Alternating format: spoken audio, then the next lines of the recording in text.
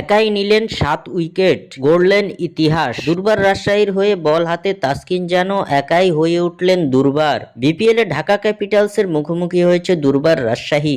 এদিন শুরুতে টসে জিতে ব্যাট করে নির্ধারিত 20 ওভার শেষে 9 উইকেট হারিয়ে 174 রানের সংগ্রহ পায় ঢাকা ক্যাপিটালস। ঢাকার 9 উইকেটের মধ্যে 7 উইকেটই নিয়েছেন স্পিড স্টার তাসকিন আহমেদ। আর তাতে বিপিএল এর ইতিহাসে নতুন করে লেখা হলো এই পেসারের নাম। বাংলাদেশ প্রিমিয়ার লিগের 11 আসরের ইতিহাসে এটাই এখন সেরা স্পেল। পেছনে ফেলেছেন পাকিস্তানের মোহাম্মদ আমিরের 17 রানে 6 উইকেট নেওয়ার কীর্তিকে।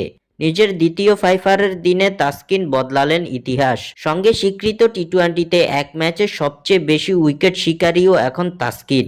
যদিও এই রেকর্ডে তিনি শীর্ষে আছেন যৌথভাবে। এর আগে মালয়েশিয়ার শাজরুল ইদ্রুস চীনের বিপক্ষে 8 রানের খরচায় নিয়েছিলেন 7 উইকেট। ভাইটালিটি ব্লাস্টের ম্যাচে লেস্টারের বোলার কলিন অ্যাকারম্যান বার্মিংহামের বিপক্ষে নিয়েছিলেন 17 রানের খরচায় 7 উইকেট। এদের পাশে ইতিহাসে মাত্র তৃতীয় বোলার হিসেবে এক টি-20 ইনিংসে 7 উইকেট নেওয়ার কীর্তি এখন বাংলাদেশের তাসকিন আহমেদের। স্বাক্ষর থেকে সাদবিন ইসলাম।